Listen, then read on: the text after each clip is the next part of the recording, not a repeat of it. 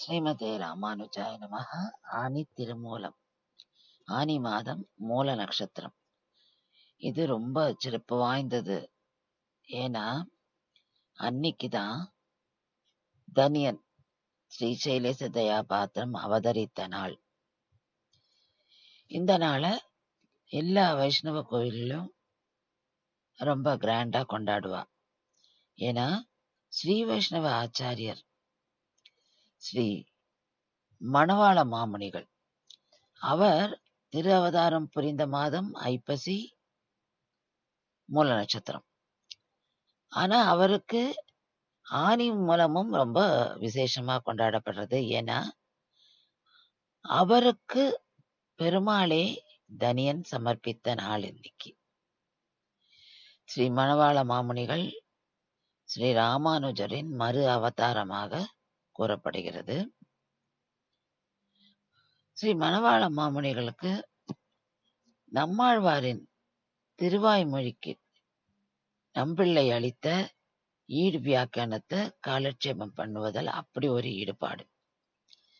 அந்த காலட்சேபத்தை ஸ்ரீரங்கத்து பெருமாள் நம்பெருமாள் கேட்க ரொம்ப ஆசைப்படுறார். அதனால ஒரு வருஷ காலம் தன்னோட உற்சவங்கள்லாம் கூட நிறுத்தி வச்சுடுறாராம். ஸ்ரீ மணவாள மாமுனிகளை ஆச்சாரியனாக ஏத்து அவரிடம் ஒரு வருஷம் அவர் இந்த ஈடு வியாக்கியானத்தை கேட்கிறார். அது முடிஞ்ச நாள் தான் இந்த ஆனி மூல நட்சத்திரத்த நாள். அப்போ ஆச்சாரியனுக்கு அவர் சம்பாவனை பண்றார். எதை சம்பாவனை பண்றாருன்னா, இந்த தனியனியே ஸ்ரீசைலேச தயாபாத்திரம் தீபக்தியாது குணார்ணவம் யதீந்திர பிரவணம் வந்தே ரம்ய ஜாமாதரம் முனிம்.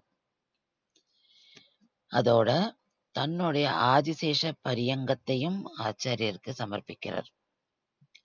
அவர் ஒரு 5 வயது பாலகனாக வந்து இந்த தனியனை சமர்ப்பிச்சார்.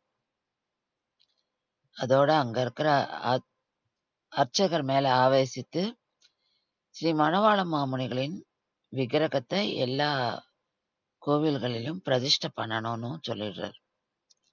அதோட திவ்ய பிரபந்த சேவா காலத்தின் ஆரம்பத்துல இந்த தனியனை கண்டிப்பா சேவிக்கணும் அப்படின்றதையும் சொல்லிடுறார். அதை தான் இன்னைக்கும் நம்ம வழக்கமா வச்சுட்டு இந்த தனியன் சேவிக்கப்படுறது.